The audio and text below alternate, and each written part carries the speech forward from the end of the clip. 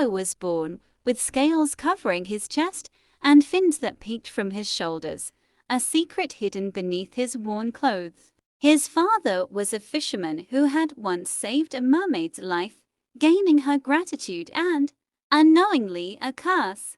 Thalo's mother had been silent and sorrowful, never quite explaining why her son was different. As a child, Thalo was drawn to the sea, feeling an unknown pull towards its depths. Whenever he tried to stay underwater, his gills fluttered, allowing him to breathe in the salty waves. He kept his oddities hidden, always fearing the curious eyes of townsfolk. The village he lived in was small, bustling only in the summers with curious tourists. Every summer, tourists marveled at the beautiful coastline, but rarely noticed the strange, quiet boy by the shore. Thalo worked as a fisherman's helper, his best skill being his uncanny sense of where fish were hiding. Local fishermen were wary of him, whispering that he had sea magic in his blood. Only one friend, Maren, a kind girl from the village, knew Thalo's secret. Maren had once seen his gills flare and promised never to tell anyone. She loved the sea almost as much as he did, and they spent long evenings by the shore together. Thalo always felt conflicted, drawn to both land and sea, a creature divided between two worlds. One evening, they heard of a strange legend about a hidden underwater palace near their village. The legend told of an ancient kingdom where half fish, half human beings once ruled the depths. Thalo felt an unexplainable connection to the story, as if it whispered to something ancient within him. Maren and Thalo decided to explore the sea together, hoping to uncover the truth. They ventured into the sea at night, with Maren rowing while Thalo felt the currents guide him. As they ventured deeper, Thalo felt his fins twitch, urging him forward. They reached a secluded cove where the water shimmered strangely under the moonlight. Thalo dove into the depths, feeling his gills pulse with life as he swam freely. Maren stayed on the surface, watching him disappear below and waiting anxiously. Thalo found an ancient gate carved into the rock, covered in coral and seaweed. Strange, beautiful lights flickered beyond it, illuminating a forgotten world. He entered, and the water around him grew warmer, almost like a welcoming embrace. Thalo found himself in a grand underwater hall, decorated with coral chandeliers and pearl-studded walls. A voice echoed in his mind, calling him son of the sea. He saw figures that looked like him, part human, part fish, their eyes filled with curiosity. They recognized him, and one figure stepped forward, addressing him as Prince Thalo. Thalo was stunned, realizing he was part of a forgotten underwater lineage. The half-fish beings told him of a curse that had banished them from the surface long ago. They warned him that embracing his heritage would mean leaving the human world behind. Torn, Thalo thought of Maren waiting above, his only friend in the human world. But the allure of the underwater kingdom was overwhelming, a place where he belonged. The sea people presented him with a choice: stay with them or return to the human world. Thalo asked if he could go back and forth, living in both worlds. Sadly, they told him that the magic binding him could not sustain such a choice. With a heavy heart, Thalo left the hall, feeling both homesick and incomplete. He returned to the surface, where Maren was relieved to see him alive. Maren listened to his story, her eyes wide with wonder and a tinge of sadness. Thalo told her of the underwater kingdom, of his heritage, and the choice he faced. Maren tried to convince him to stay on land, to live as a human. But deep down, Thalo knew he could never truly belong to the land. The sea called to him, a pull too strong to resist, even for friendship. One day, he disappeared without a word, leaving Maren a single seashell on the shore. Maren held onto the seashell, hoping it would bring her peace.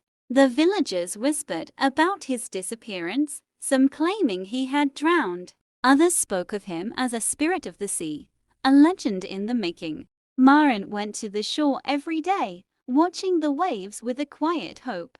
Thalo, now a prince of the sea, looked upon the human world from afar. He often swam close to the shore, unseen, watching over Maren. His heart ached, but he knew he had made the only choice he could. He lived in the underwater kingdom, respected and revered by his people.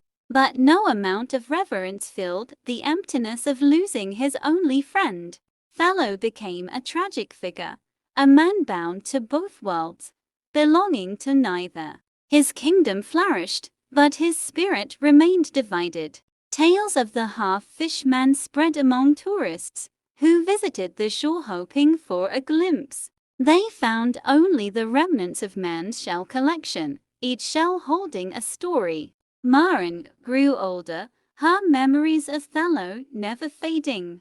She told her children stories of her mysterious friend, who had belonged to the sea. Tourists became fascinated by the legend, bringing gifts to the shore for Thalo's spirit. Some claimed to have seen his shadow in the waves, his face sad but serene.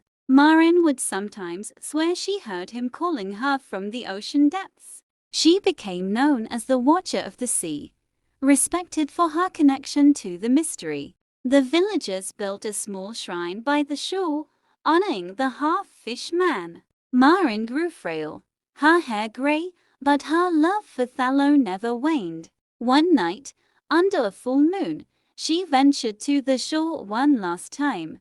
The waves were calm, almost inviting, as if waiting for her. She called out to the sea, asking for one final meeting. In the silence, she saw a figure rise from the waves, familiar yet otherworldly. It was Thalo, his face a mix of joy and sorrow. They shared a silent moment, knowing it would be their last. Thalo reached out, touching her hand one final time. Maren smiled, feeling both the joy of reunion and the sting of farewell. As she closed her eyes, the waves seemed to lull her into a peaceful sleep. The villagers found her the next morning, a serene smile on her face. In her hand was a small pearl, shimmering like the sea. The villagers mourned her, believing she had joined her friend in the ocean. The shrine grew, visited by those who heard of the tragic tale of Thalo and Maren. Tourists came, leaving offerings and listening to the legend told by locals. Some claimed that on certain nights, the half-fish man could be seen in the waves. They said he appeared only when the sea was calm, as if keeping watch. Thalo continued to guard the shore, a silent protector of his friend's memory. His people welcomed him as their prince, but he remained distant, haunted by the past. Legends grew, and Thalo's name became one of both sorrow and mystery. Every full moon, a single shell would appear on the shore, untouched and beautiful. The villagers saw it as man's spirit leaving a token for her lost friend. Thalo's tale became a timeless tragedy, a reminder of love and sacrifice. Those who heard it left the shore with a sense of wonder and melancholy. Thalo never left the sea again, his heart forever tethered to both worlds. He accepted his fate as a spirit of the ocean, watching over the land he could never return to. The sea became his eternal home, a realm of peace and quiet sorrow. In the depths, he found solace, surrounded by his underwater kin. But his heart always remembered the warmth of the shore and the friend he lost. The villagers continued to tell his story, a legend of love across worlds. Tourists left gifts by the shore, honoring the half-fish man who loved a human.